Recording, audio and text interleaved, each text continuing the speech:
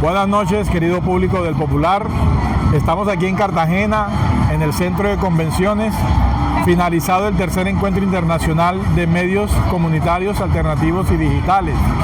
Y es para mí un gran honor tener a un invitado especial que los que no lo conocen van a conocerlo el día de hoy, y los que sí lo conocen sabrán que es un personaje muy polémico en redes sociales por su contenido y su forma de decir las cosas. La verdad es que para mí es un honor, Javier, tenerte aquí. Mucho gusto. ¿Cómo has pasado? Cuéntanos, ¿de dónde vienes y hace cuánto estás en esto de las redes sociales? Bueno, mi nombre es Javier Gómez. Hace como unos 4 años ya que estoy en las redes sociales. Soy licenciado en producción audiovisual y ahora estoy haciendo una maestría en defensa cognitiva en Venezuela, en la UICOM.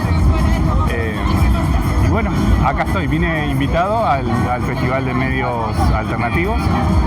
Ya no es la primera vez, ya varias veces he venido. Ok. Sí, en realidad sí, a la gente le gusta mucho la manera que hago los videos, pero bueno, hay mucha gente que no sabe, si quieren, no sé. Claro, vamos a darle un pequeño contexto a las personas. Javier hace un contenido interesante porque él cocina, él muestra la preparación de los alimentos, pero mientras está preparando los alimentos, te cuenta situaciones geopolíticas y sociales de algunos países, o bueno, de la mayoría de los países. Cuéntanos, Javier, ¿cómo llegaste a ese punto creativo de mezclar cocina con política? Bueno, Javi Flama es un personaje que creé a partir de mi tesis de grado de la universidad. Ok. En esa tesis lo que yo buscaba era, en realidad me la rebotaron igual, pero lo que yo buscaba era definir qué recursos, ya sea narrativos, estilísticos, de guión, de algoritmo, la misma plataforma, eran los que se involucraban en el momento de que un video se volviera viral. Entonces hacían como una especie de desagregado, o sea, como una especie de ingeniería inversa de las piezas más importantes que se iban virales en internet, y a partir de ahí iba sacando diferentes fórmulas. Ok, todo esto fue un estudio que tú hiciste para tu tesis de grado. Exacto. ¿Me cuenta que estabas estudiando qué? Licenciatura en producción audiovisual. Lo que pasa es que me dijeron que no, me la rebotaron, porque decían que yo estaba queriendo definir lo que era bello. O sea, lo que vos consideras bello, yo quería desglosarlo y decir, bueno, esto es bello por esto. Entonces, como técnicamente, filosóficamente me metí en un problema, me lo rebotaron. Pero después lo seguí haciendo y ahí terminó saliendo Javi Flama. Pero ¿por qué sigues con la idea de seguirlo desarrollando? Mientras estabas en la tesis, ¿ya lo habías presentado a las redes sociales, al público? No. Yo terminé la tesis, hice otra tesis distinta, que es el vínculo entre los influencers y la cadena de valor del libro, pero esa es otra historia. Claro. Y me quedé con la idea de, y bueno, ¿y si funciona? Entonces empecé a buscar a alguien que quisiera actuar de Javi Flama. Flama era el personaje. Ajá. No conseguí, entonces dije, bueno, lo hago yo. Y empecé a hacerlo, básicamente. Ok, tú querías quedarte detrás de cámara. Claro, los que estudian cine y los que estudian eso siempre se quedan atrás de cámara, pero en mi caso tuve que salir porque me llevó la vida. Bueno, y en ese momento en que empiezas tú ya a aparecer en cámara, que de pronto, pienso yo acá, fue un momento como que incómodo porque no era lo que tú querías. ¿Cómo te sentiste y qué empezaste a ver en las reacciones de la gente? A mí me impactó demasiado porque el formato estaba estudiado, demasiado estudiado. Yo lo trabajé mucho y estaba seguro de que iba a tener cierta viralidad. Porque los recursos que usaba no eran solamente políticos, sino que empecé a engañar al algoritmo con diferentes cosas. El algoritmo tiene diferentes categorías y cuanto más lo confundís, en más categorías te va probando. Y como el formato es muy bueno, se va haciendo cada vez más viral a través de las plataformas. Entonces, qué sé yo, a mí me sorprendió el hecho de que dije, bueno, quizás tenga 100 comentarios, quizás va a ser complicado trabajarlo, qué sé yo, pero al segundo día ya tenía 7000 comentarios y los mensajes empezaron a dispararse. Era una locura. Funcionó muy bien. Javi Flama es una fórmula que sí funciona. Ok, o sea, fue algo bien planificado. ¿Y cuál fue el primer video que se te hace viral y que tú dices, epa, ¿será que continúo o...? No, el primero se fue viral. El primerito. El primero. Es más, yo como lo armé como un plan, porque yo estaba estudiando el algoritmo, entonces yo sabía que necesitaba un video diario. Entonces preparé como 20 recetas y las subí a diario. Yo sabía que el algoritmo se lo iba a comer como caramelos esos videos. Y así fue. De un día para el otro les empecé a dar contenido y el algoritmo enloqueció. Desde el primer día ya arranqué con 1 millón de vistas el primer día. Wow. Sí. O sea, algo que tú... Pero ¿y cómo llegaste tú a ese planteamiento en la tesis? ¿Qué fue lo que te llevó a ti? O sea, ¿cuál fue ese dato curioso que tú dices, por aquí puede ser, para lo de Javi Flamas? No, en realidad se hizo un desglose de las diferentes categorías, que había categorías de baile, había categorías de cocina, un montón, o sea, por ejemplo, cuando uno quiere hablar de política en TikTok, entra una categoría que se llama divulgación. La categoría de divulgación es muy estrecha comparada con el resto de categorías. La categoría de cocina es casi 100 veces más grande. Claro. Entonces, cuando mi teoría era, si uno empieza a combinar, incluso si uno empieza a combinar, por ejemplo, cocina y danza, o sea, bailas, cocinando y hablando de política, estás mezclando 3 categorías, el público se va a ampliar muchísimo más, porque también te va a meter la categoría más importante, que es la de danza. Entonces, esa era mi teoría. Entonces empezamos a mezclar la receta típica del país, hablando de las cosas que nos caen mal. Y ahí salió Flama, que es un personaje que está construido a partir de otras figuras y otros influencers, y se armó como un rompecabezas, y salió Flama, que está súper enojado todo el tiempo porque las cosas horribles que pasan en el mundo. ¿Y se te da lo de la cocina o...? No, sí se me da. Sí, se te da. Sí, mi mamá es cocinera y, okay. Y siempre me hace cocinar a mí. Así que sí, no soy chef ni mucho menos, pero se aprende, como todo. Sí, claro. No, y es algo que después de que tengas la fórmula y la sepas llevar paso a paso, te va a dar el resultado que siempre se espera. Bueno, y en todo este trasegar que ya llevas 4 años, ¿qué ha sido de pronto lo que más te ha impactado a nivel de las reacciones, no del público o de las personas que te siguen, sino de los países de los que hablas? No sé si logro... Mira, el único país que tuve problemas, Ajá. que me llamaron de la embajada, o sea, me encontraron el número y me llamaron, fue de la India. El video se fue demasiado viral, tenía 5 millones de reproducciones por hora, y tuvo un alcance brutal como nunca había tenido. Y fue un problema porque toco muchos temas de barrera cultural, como que por ejemplo ellos no tienen baños y que van al baño en la calle, y esas cosas son muy delicadas culturalmente hablando. ¿Es cierto? Sí, es cierto, lo que pasa es que ellos lo naturalizan. Entonces, ese tipo de contexto cultural, yo en general hablo de contextos políticos, pero me metí con la cultura. Y eso fue un problema porque fue muy viral en India, porque se fue para India. Hay mucha gente en India y me terminaron llamando para decirme que lo baje. ¿Y qué hiciste? Lo bajé. Ahí te hago. Te hará quedar sin batería. No, sin batería no, porque tiene batería. Pero no, el video de la India. Buena luz. ¿Pero qué? ¿Se fue apagó? la luz? Perdón un momentico. Sí, claro.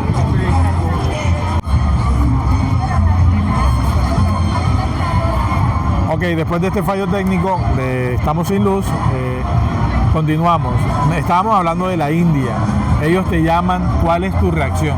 No, me quedé totalmente impactado, me quedé sorprendido del alcance. Lo que pasa es que también estaba impactado por la viralidad que tenía eso. Y me di cuenta que hay una cornisa muy fina entre el discurso político y el discurso de odio. Una cosa es hablar de políticas que no nos gustan y otra cosa es de hablar de culturas que no nos gustan. Y si bien bajé el video y no hubo problemas, decidí no tocar más el tema cultural porque hay diferencias entre todos y no hace falta generar el odio de ese punto de vista. Claro. Wow. Y bueno, tú lo bajas. ¿Y qué otra situación te llama también la atención, aparte de la de India, que fue muy fuerte?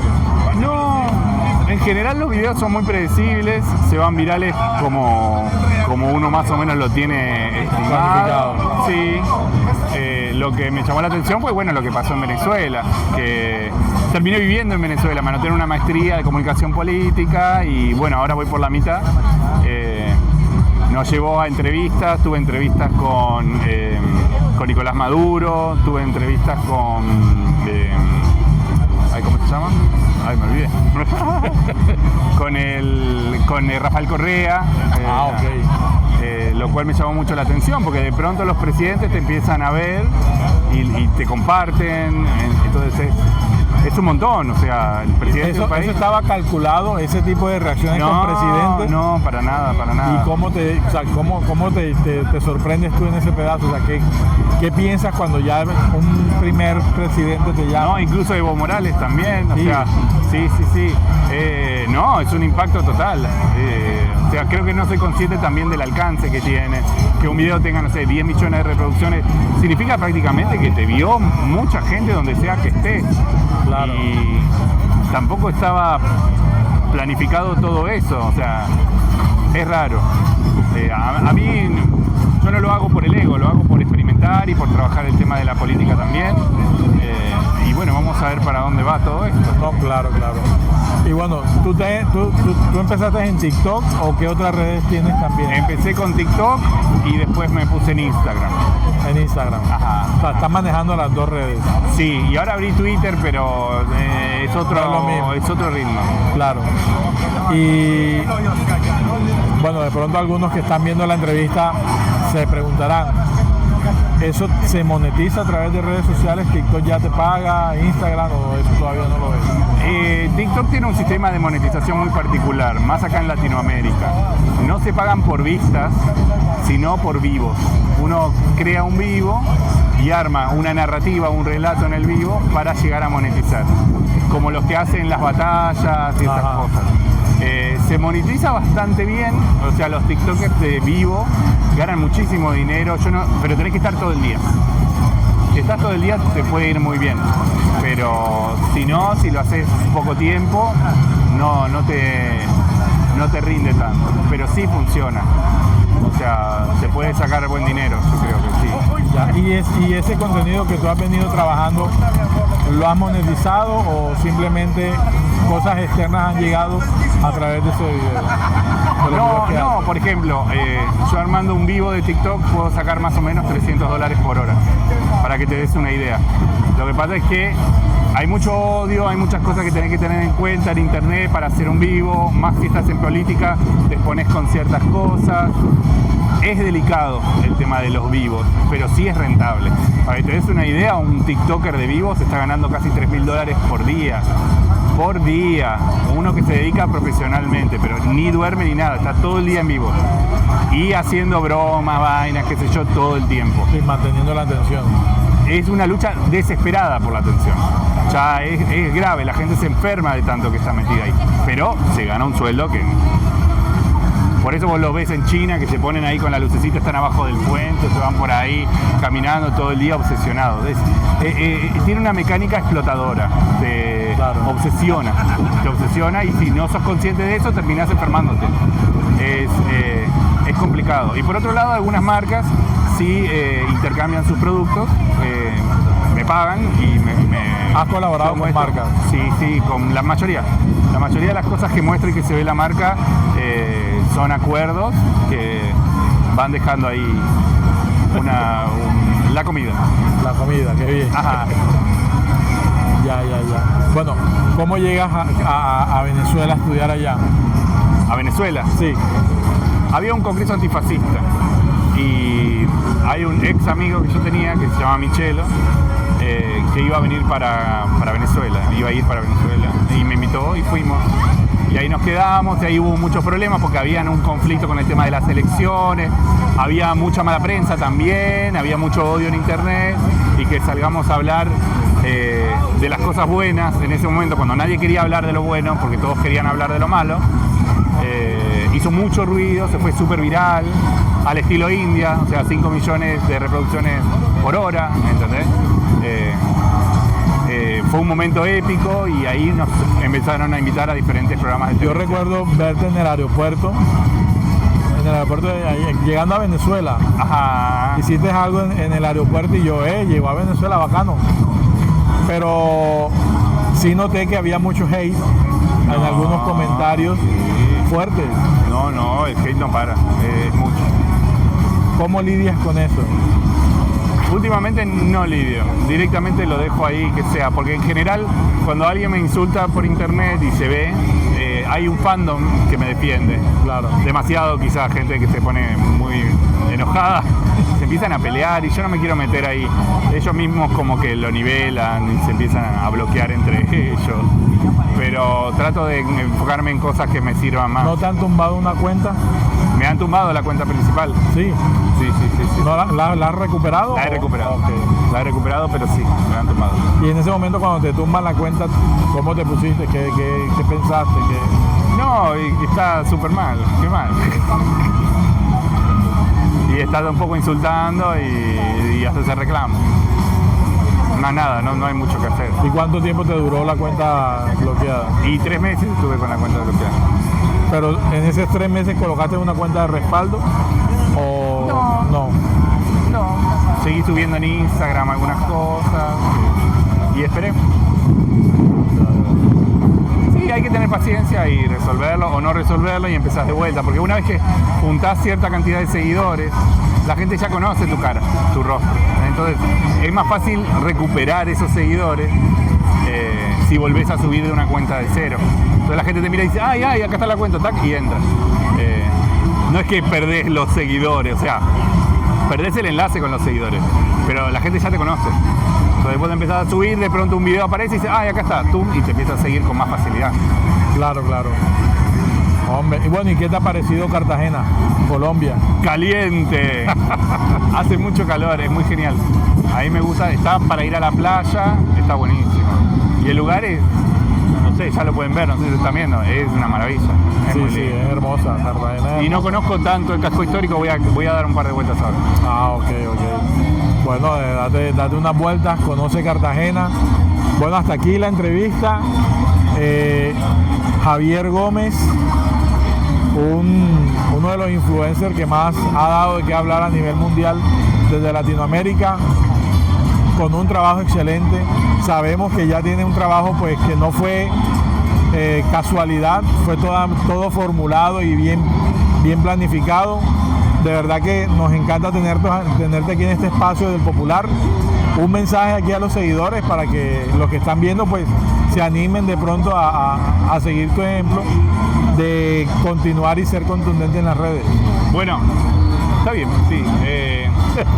Las redes son un lugar complejo y lleno de mucho odio. Pero gran parte, o sea, voy a citar un par de autores rapidito. Dale. Gran parte de la construcción de valores, lo dijo Gramsci ya hace 100 años, pero también lo dicen autores nuevos como Grecia Colmenares o como, no sé, no importa. El tema es que la construcción de valores está en juego. Hay una batalla cultural ahora y es importante empezar a compartir esos valores en las redes sociales. Hay mucho odio, está horrible, la verdad que en las redes es complicado, pero si nosotros no dejamos estar, el odio va a ganar. Entonces, si te sale del corazón y querés compartir algo, ya sea algo chico, algo bonito, un cumpleaños, un detalle, un pensamiento. Hay gente que directamente, en vez de ir al psicólogo, le habla a las cámaras y como que va ordenando sus ideas. Ese tipo de contenido también ayuda a mucha gente que también está desorientada hoy en día. Honestamente, es difícil. Las redes son complicadas. Si vos querés dar la lucha, que te salga del corazón, pa'lante.